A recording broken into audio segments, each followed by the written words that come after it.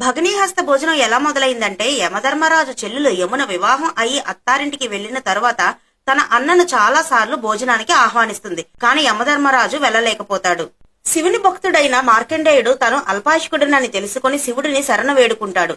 అంత్యకాలం సమీపించడం వల్ల యమధర్మరాజు మార్కండేయుడి ప్రాణాలు తీయడానికి యమపాశాన్ని విసిరబోగా, శివుడు మార్కండేయుడు తనను శరణు వేడాడు కాబట్టి అతనిని విడిచిపెట్టమంటాడు. కాని యముడు ఒప్పుకోడు. యమపాశాన్ని విసురుతాడు. భయంతో శివలింగాన్ని ఆలింగనం చేసుకుంటాడు మార్కండేయుడు. విడిచిపెట్టమని చెప్పినా వినకుండా శివలింగం మీదకే పాశాన్ని విసిరిన యమధర్మరాజుపై శివుడు కోపంతో త్రిశూలాన్ని విసురుతాడు. త్రిశూలం నుండి తప్పించుకోవటానికి యముడు పరిగెత్తి యమున ఇంటికి వెళ్తాడు. అన్న రాకతో యమున సంతోషించి సకల మర్యాదలు చేసి ప్రేమగా రుచికరమైన పిండి వంటలతో విందు వడ్డిస్తుంది. అన్నా చెల్లెల బంధాన్ని చూసిన త్రిశూలం భోజనం చేసే వారిని సంహరించరాదని తిరిగి వెళ్లిపోతుంది.